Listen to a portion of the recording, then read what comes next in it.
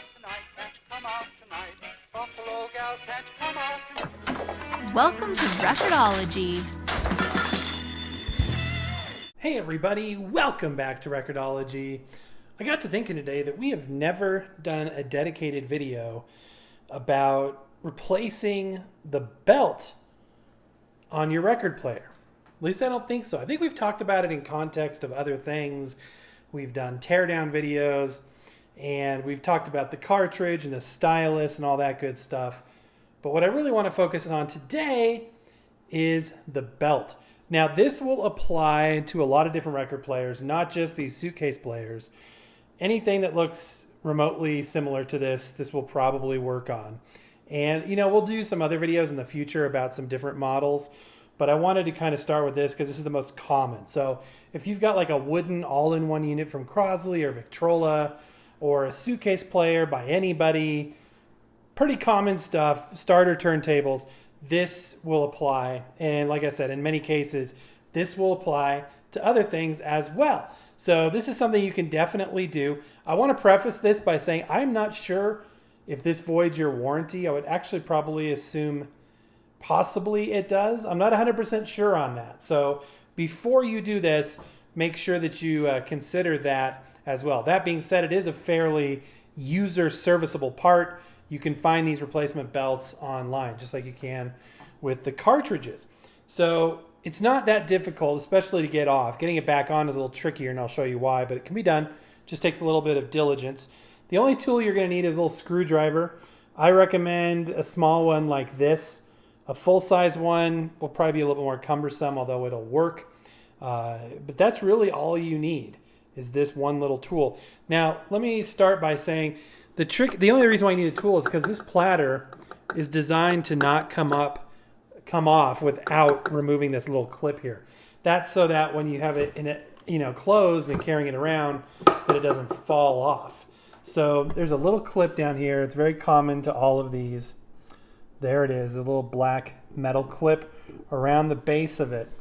So what you're going to do is you're going to take the screwdriver and just find an opening and wedge it in like that. And this is why I said, the smaller the better. You can get the corner of a larger screwdriver in there, but this is your best bet. Now, what we're going to do next is going to cause the little clip to go flying. So make sure you don't lose it because we'll need it later on. So what we're going to do is just wedge that in there and then gently pry against this guy right here. Just being gentle. It's not going to cause any damage. And then that clip goes flying. And like I said, make sure you know where yours went. Let me see. I've already misplaced mine. Could be right on here someplace. I hope it didn't fall on the floor. That's always what happens with those. Where in the world?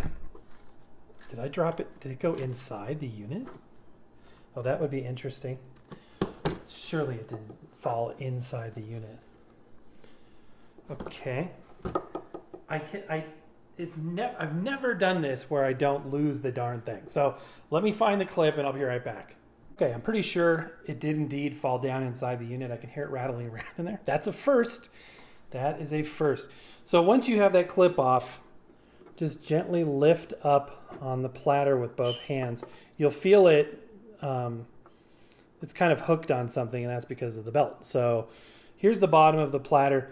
This extended rim on this side is called a sub-platter, and that's actually the part that the belt is stretched around, and that's why it's kind of tricky to get it back on, because I'll show you in a minute. But there's a little bit of grease on the middle there, and then underneath you've got the underside, what's underneath the platter. So I'm going to go ahead and take the old belt off.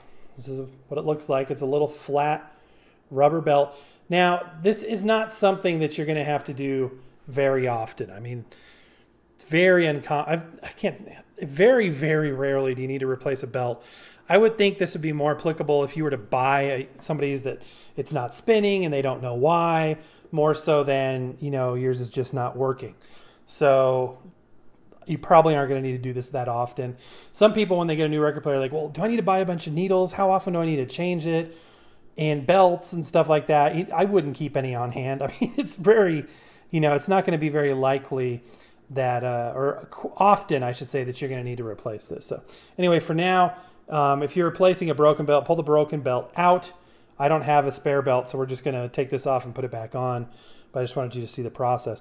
This is the motor, and the belt literally attaches to the bottom of this brass spindle on one end, and on the other end, the bottom of that sub platter. So as you can see, getting it on without it falling off, putting this back on, that's where it gets tricky. I mean, what we've done so far is super easy. So the next thing I need to do is fish around for that little clip, which is down in here. So I'm going to do that, and I'll be right back. So I never did find it. It was not in the unit, and it wasn't in the sink. It wasn't on the floor. It wasn't on the counter. Testament to my point that these things go flying. So I stole this off of another unit. Probably a pretty bad idea, but I wanted to be able to finish this video before we lost our daylight. So taking one for the team. So there you go. Keep track of these. Don't lose them. So to replace the belt, just turn the platter. You can do this part on any surface. Just turn the platter upside down.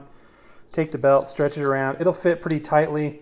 Avoid getting grease on the belt like I just did, because a slippery belt is an inaccurate belt. So if you do get grease on it by accident, wipe it off all the way. The belt will be fairly taut on the rim of that sub platter, as you can see there. This one has a little lip to help it not slide off. There's a little rim right there, which is good. So basically, once you get it on the sub platter, this is where it gets tricky.